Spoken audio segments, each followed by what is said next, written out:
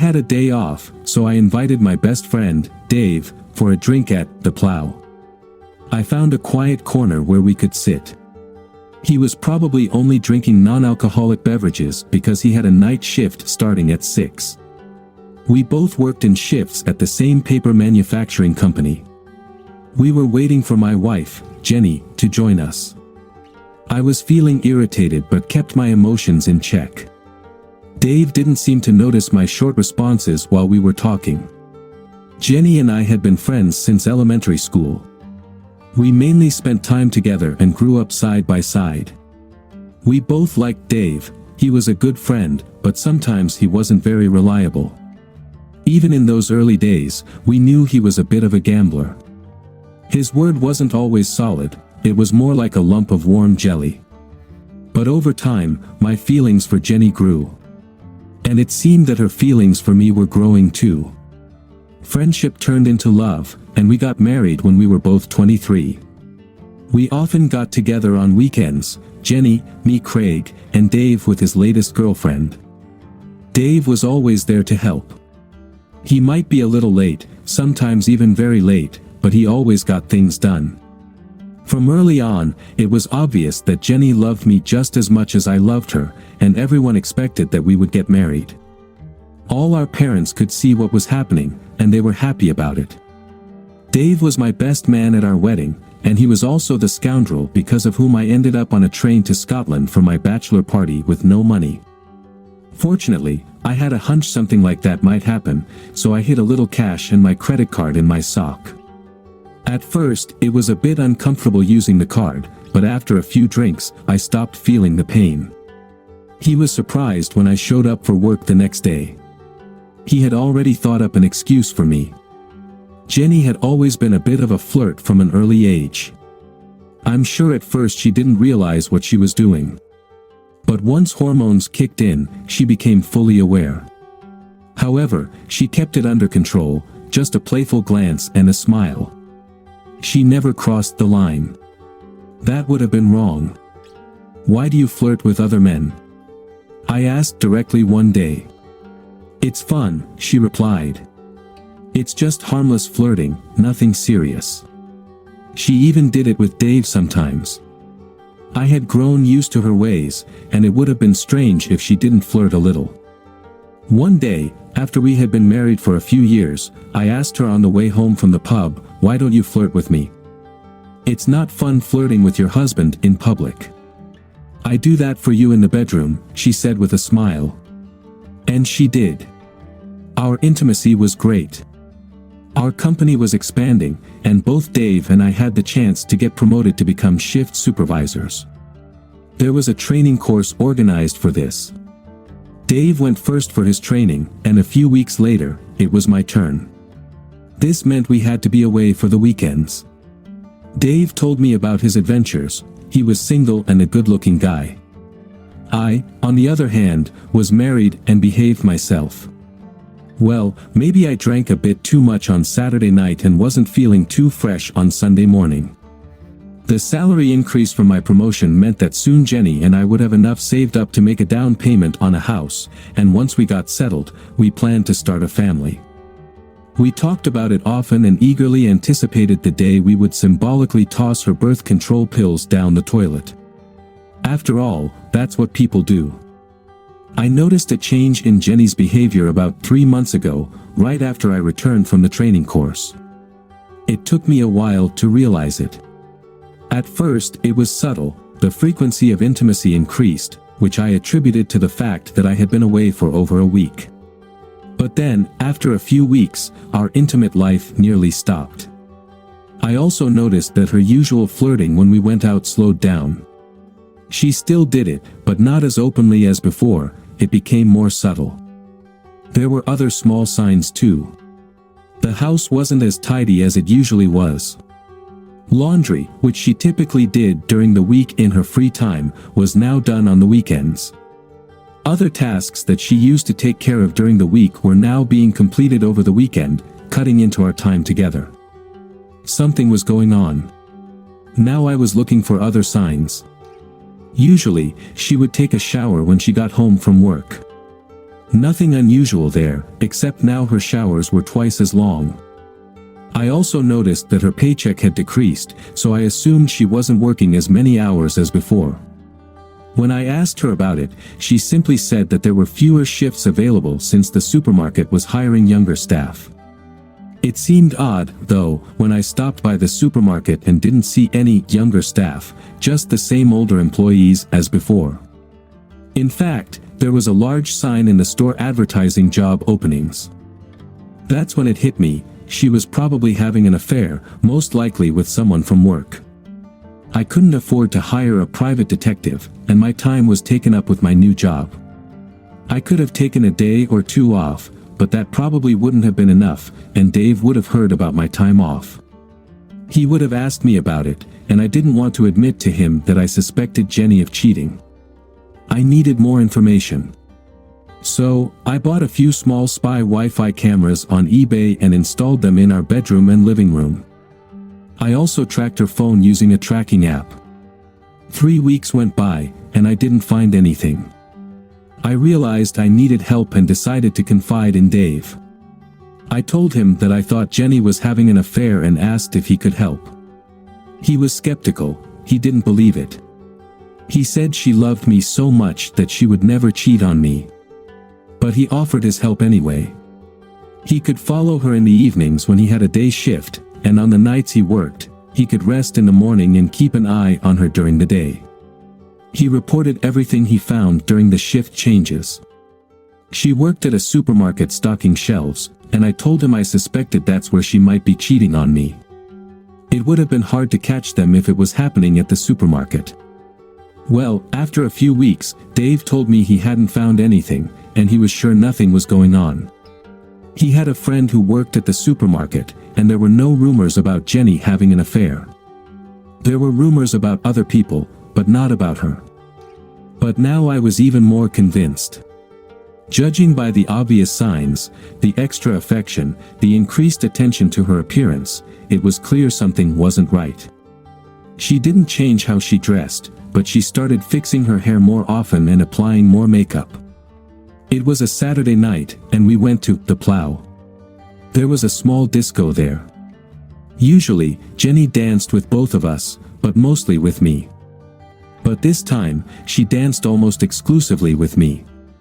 She only danced with Dave a few times. And then it hit me. She had stopped flirting with Dave. The affair wasn't with someone at the supermarket, it was with Dave. I had been such a fool, trusting the two people I cared about most in the world, after my own parents. It all became clear, and I couldn't believe how blind I had been. I needed more information, and this time I had to gather it myself. Jenny organized her shifts to match mine whenever possible, which often helped, but sometimes work had to come first. Her shifts and schedule changed frequently, so we kept a calendar with dates and times. I went back and double-checked the video footage of her leaving the house, comparing it with the shift times on the calendar. That was it. She left our house around 10, even though her shift didn't start until 2. Then I noticed she had left her phone at home. She had to pass by our house on her way from Dave's place to the supermarket. How could I have been so blind? The following Monday, I worked during the day, and Dave had the night shift. Jenny's shift didn't start until 2. After I left for work, I called in sick. Jenny was scheduled to start her day shift earlier. According to the calendar, it should have been at 4 that day so she could be home at the same time as me. I watched as she left our house about an hour after I had gone, heading to Dave's place, and then left just in time to make it to her shift. No wonder the house wasn't as tidy as usual. She was spending most of the day at Dave's. I took pictures of her coming and going. I had to make sure it couldn't be something innocent. I would look like a complete fool if I accused them without proof. That Monday evening, I went out for a walk. I knew where Dave kept his spare key hidden. I took 2 Wi-Fi cameras with me. He wouldn't have noticed them among the clutter he lived in. I even managed to place one in his bedroom. Though, when I had recently visited him, I noticed his apartment had become a bit tidier. I had assumed he was seeing someone, but he hadn't mentioned anyone to us. You can't exactly invite a woman over to a typical bachelor's pad with the kind of mess he usually lived in. I caught them the next day. Jenny showed up at Dave's place, but it wasn't just a friendly kiss, it was a kiss between lovers. I heard her scolding him about the state of the apartment, and she started cleaning up. As soon as she finished, he took her by the hand and led her to the bedroom. They didn't come out for 2 hours. That was enough for me. I didn't need to watch what was happening in the bedroom. I couldn't bear to break my own heart any further. I simply saved the recording for later. That was last week. I told her I wasn't feeling well and wasn't in the mood for intimacy. My parents had moved to the South Coast, so I suggested we visit them for the weekend. There would be no intimacy there. It felt wrong to do that in my parents' house, and frankly, I didn't want to be with her after what I had seen. Besides, something Dave said on one of the recordings during a phone call had piqued my interest. We returned on Sunday, and since neither of us liked to cook, I suggested getting Chinese takeout when we got back. I went to pick it up. I made sure to get close enough to Dave's house to connect to his Wi-Fi. My suspicions were confirmed.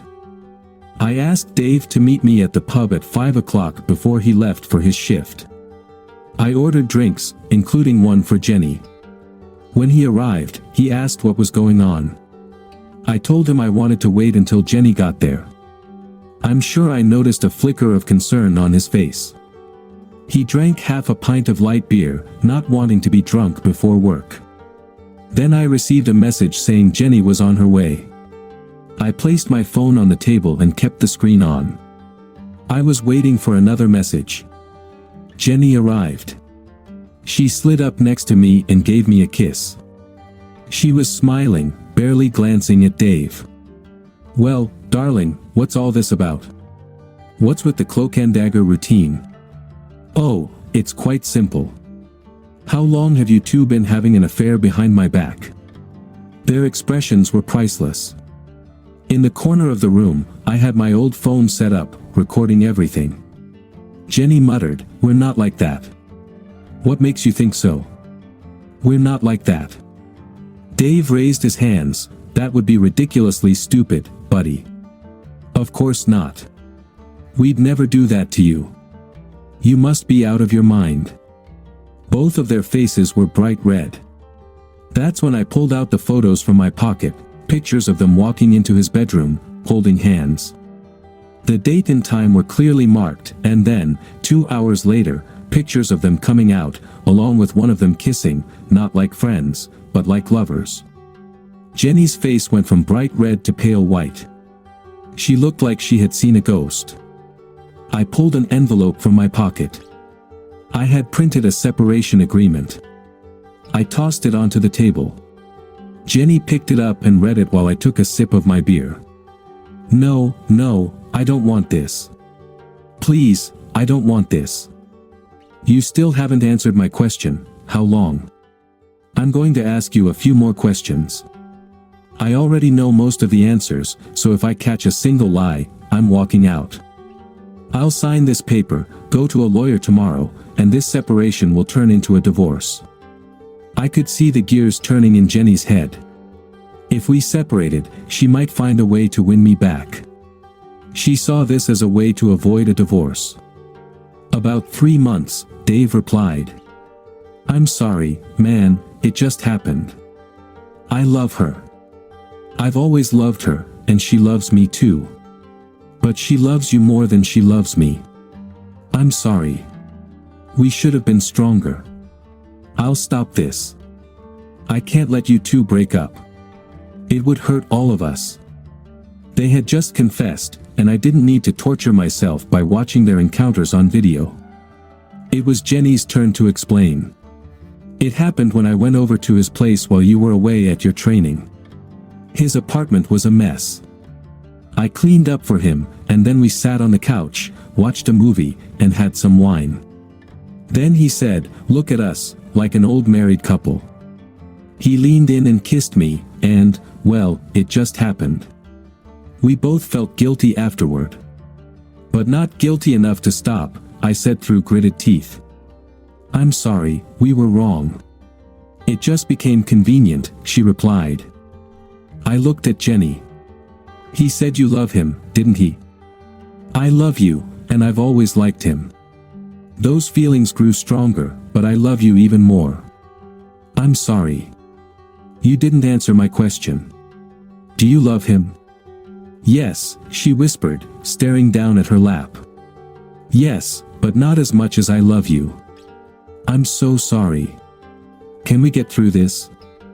I'll do anything, please. She looked up at me, her eyes pleading. I'm sorry. This shouldn't have happened. I do love him, but I love you more. I'm sorry, darling, but it's possible to love more than one person. Over the years, I've grown attached to him, and in the past few months, that attachment turned into love. It only started 3 months ago, while you weren't home. She paused for a moment. How did you find out? It became completely obvious when I realized you had stopped flirting with him. You don't flirt with your own husband. Well, you told me yourself that you don't. So, the increase in intimacy was because of guilt? She looked at me and said, partly, yes. I'm sorry, but sometimes I just wanted to be with you. You're better than him. He didn't agree with that. Was she trying to calm me down? Unfortunately, until last week, I couldn't put 2 and 2 together. I looked her straight in the eyes. So, what was supposed to happen when we started a family? Whose family would it really be, mine or his? Her face dropped. Yours, of course, darling. Yours, and always yours. How can I be sure of that? I don't trust you. We're too alike. You could have had his child and passed it off as mine. No, Dave and I talked about it. We would have stopped when you and I decided to start a family. He nodded in agreement. I continued, but I heard Dave say he wanted to start fresh once the baby was born. She looked at me in horror. No, I would have been completely yours. We would have responsibilities. Dave was going to be the godfather. We had already discussed it, you and I. Yes, I heard you tell him on the video, I love you. You said that to me this morning when I left for work. And just now, you said you love both of us. So, who's it going to be, him or me? You need to make a choice right here, right now. Not in 5 hours, not in 12, not in 24. Right here, right now. She reached out to me. You, my love, will always be with me, forever. I'm sorry that I'll never see Dave again. I choose you. I'm sorry, but I will fix this for you, she kept repeating. I looked at her and said, that's good, but how can I be sure you won't go behind my back again? I don't know, but I'll find a way. We'll move away. Whatever it takes. We can move in with your mom and dad. I'm sorry, I really do love him, but I love you more. I'm sorry, I can't help how I feel. But I want to have children with you. I turned to Dave. So, when I asked you to keep an eye on Jenny because I thought she was having an affair, you had an ulterior motive, to tell me nothing was happening because it was with you? He simply nodded. Jenny quickly turned her head, looked at him, and asked, why didn't you tell me he thought I was having an affair? Because you would have ended it, and I love you. Great. It was almost as if I had put the words right into his mouth. Well, I had tried to steer him in that direction anyway. I opened another photo of him. This time, he was with Sari Bridges, the wife of our boss, on the back of the couch. I took out my phone and played a clip where Dave said, "Sorry, I love you. Let's run away together from your old man." And what about that one-night stand with Christine? I laid down another picture, this one showing Dave with a dark-haired girl in his bed, him lying on top of her. I played another clip where he asked her if he could see her again. Jenny just sat there, her lips forming a silent, goldfish shape. Tears were streaming down her cheeks. Goldfish can't cry, can they? I finished my beer, got up from the table, and went to pour myself another. I wasn't going to waste more time with these two cheating fools. Later, I'd check what they said to each other on the phone, just in case there was anything interesting. I had planned ahead. I sat down again. Looking at Jenny, I said, "Oh, I don't think we'll be moving. I think we'll stay right here." Dave looked horrified. "I can't move. My parents live here, and they'll need my help." "Oh, I think you'll be moving sooner than you think. I sent Mr. Bridges, you know, our boss, copies of the video I took of you and his wife. You really should have cleaned up the couch before sleeping with her. And I seem to recall you telling her you loved her more than anything in the world. You wanted her to leave him. Well, it turns out you can love more than one person." A message appeared on my phone. I just glanced at it. "I think our boss is waiting for you at work. He's probably staying late to be there when you show up." I slid a few more photos toward him, the ones showing him with Mrs. Bridges. Jenny finally realized what was happening. She yelled at him, "You bastard. You're cheating on me." The irony was almost laughable. A cheater calling out another cheater. Dave didn't wait around. He left quickly, not even bothering to say goodbye. Mr. Bridges was a powerful man. Jenny reached out to me. "I'm sorry, honey. I really am. We shouldn't have done this. Please, let's forget about this separation. I'll make it right. I'll do anything. Please." "Stay there," I said, standing up and walking over to the window. I saw exactly what I expected and dialed 911. I told the operator, "You'd better send an ambulance. It looks like someone's being beaten up near the plow on Mill Road. I'd prefer not to give my name. I don't want to get involved. They would have my phone number. I'm sure they could track me if they wanted." The message I had received earlier was from Mr. Bridges. "I'm outside." I returned to Jenny, who was still crying. "Honey, I'll do anything." I couldn't help myself, but it was wrong. Once we started, I couldn't stop. "I'm sorry, we should have been stronger. I'm sorry I hurt you. I'll do anything, as long as it doesn't involve someone else. I'll dress up for you. I'll always look good.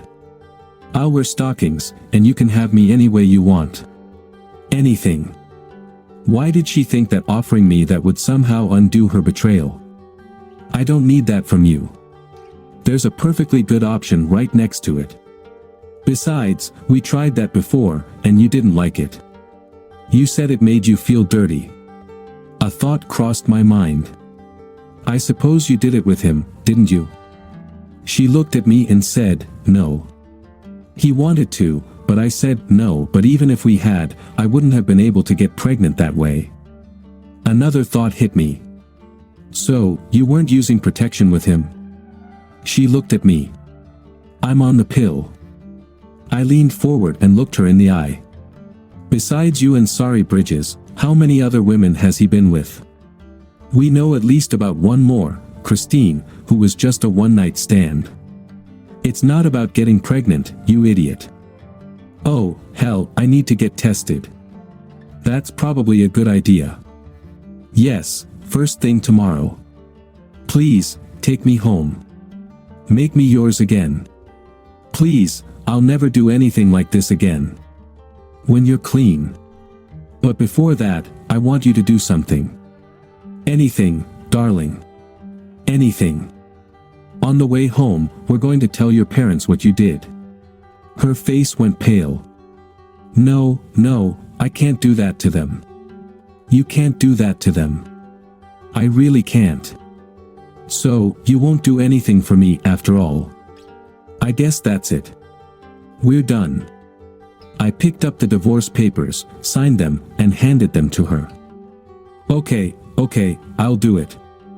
I'll do it. All right, let's stop by on the way home. Oh, and by the way, you don't have to give them all the dirty details. Just admit you had an affair with Dave and for how long. That's why you're leaving. You don't need to tell them how many times or what else you did for him. When we stepped outside, there was an ambulance and several police cars. Where did they all come from? Usually, from the weekend until the next day, you wouldn't see a single officer, but now there were 7 of them. We approached the front door of her parents' house, and she was still crying. Her mom helped her inside, and her dad was there too. What happened, sweetheart? Is everything all right? Is Craig okay? Her mom asked. Yes, Mom, Craig is fine. Well, sort of. She composed herself and took a deep breath.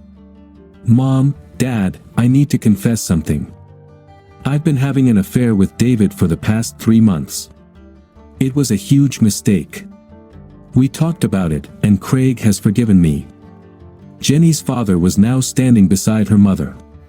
They both looked at me and noticed the suitcase in my hand. I raised my voice. I never said I forgave you. Jenny turned and looked at me.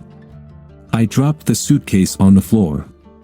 Her eyes widened, and her hands flew to her mouth. Years ago, you chose me, but then you decided you needed him too. Sorry, that's not enough. I've already spoken with a lawyer. I pulled the final envelope from my pocket and handed it to her. Her father took it from me. I swear, I could see tears in his eyes. Divorce papers. You've been cheating on me with him for 3 months. You lived with him like husband and wife, so this marriage is over. You gave me guilt-ridden intimacy and told me you loved him. I saw you cleaning his apartment. Do you realize he was just using you as the maid who kept his place tidy for other women? Our marriage will be officially dissolved in 90 days. The apartment is rented. You can stay there or move in here with your parents if they'll take you. I don't care either way. Just let me know if you want to stay in the apartment, and give me time to collect my things. Through her tears, she said, I really do love you. She was crying. I love you so much. Obviously, that wasn't enough. You made yourself right at home with that lying bastard. He betrayed me as a friend, he betrayed you, he betrayed Mr. Bridges, and I suppose, in some way, he betrayed Sorry with you. He would have made a great husband, wouldn't he? If you're wondering. With that, I walked out the door. She had a choice. She could love 2 people, but her choice was to have sex with the one she loved the least. And apparently, it wasn't even good sex.